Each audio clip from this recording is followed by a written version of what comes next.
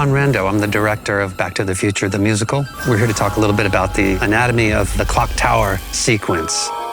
It's such an iconic scene. How are you going to do the Clocktower Sequence? This cinematic masterpiece done in a theatrical, three-dimensional way. Every single element of the design needs to come together. Everything is important in that moment. I took the sequence from the movie and I literally storyboarded it frame by frame, and I used that as a starting point. And then it became really clear to me that we needed to utilize what the film does brilliantly, which is long shot and close up. It's all the question of picking out and showing the audience what we want them to see. But whilst we're looking at one thing and it's a slight sort of trick of the eye, we're looking at Doc at the top of the tower and he's going off stage left or stage right. We're actually changing the set behind in the dark, and we're moving the car into position ready to jump cut to Marty driving in the car.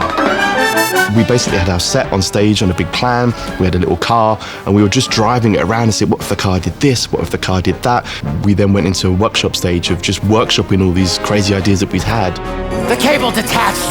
I'll have to go out there and reconnect it myself. But Doc, you're afraid of heights! No, Marty, I'm terrified of heights. We had originally a treadmill staircase that Doc would try to run up the clock tower while the treadmill was going. But then we had the idea that why don't we just cut the stairs and just use the video for it?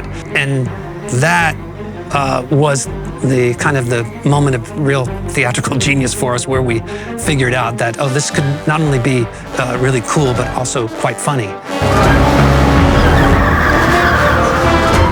It's very obvious to say that a car cannot be moving at speed on a stage. So what do? You move everything around it. I think a lot of that was looking at how to use layers of perspective to create the sense that the midground, which is effectively Marty in the car, is moving by having a foreground and a background behind it. Video and lighting have a lot of connection in this scene because it's during a big storm, and video alone can't make the stage feel like lightning has struck. Lighting provides lots of extra help in terms of little flashes on the car. So we ended up adding a huge amount of sound effects, from thunder, lightning, rain, screeches of tires, car noise. We couldn't do this with traditional sound design methods. So we're using this completely revolutionary gaming engine to generate all the sound of the cars. When it's facing towards you, you hear more of the engine. When it spins round, you hear more of the exhaust pipes.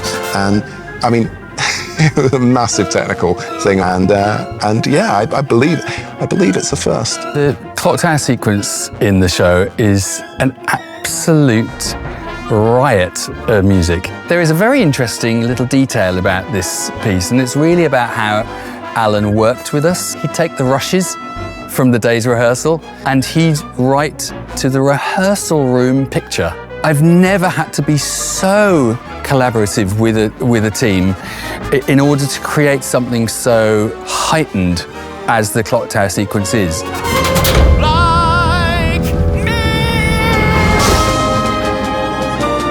Although it looks it, the stage isn't huge. Like, it hasn't got a huge amount of depth. And I've got a car that's traveling at 88 miles an hour upstage, and it's then got to disappear at the end. And there isn't a lot of place for it to disappear, and in reality, my car's got to go somewhere.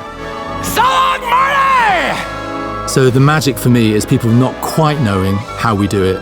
When you can hear them kind of gasp, or you can feel when they're tight and when they're with you, and you can feel them kind of lift at the end as the car vanishes, like that is really rewarding. If you can convince the fans, you can convince anyone. You can't actually work miracles, but what you can do is make the audience believe in miracles. Yeah, and we pulled it off.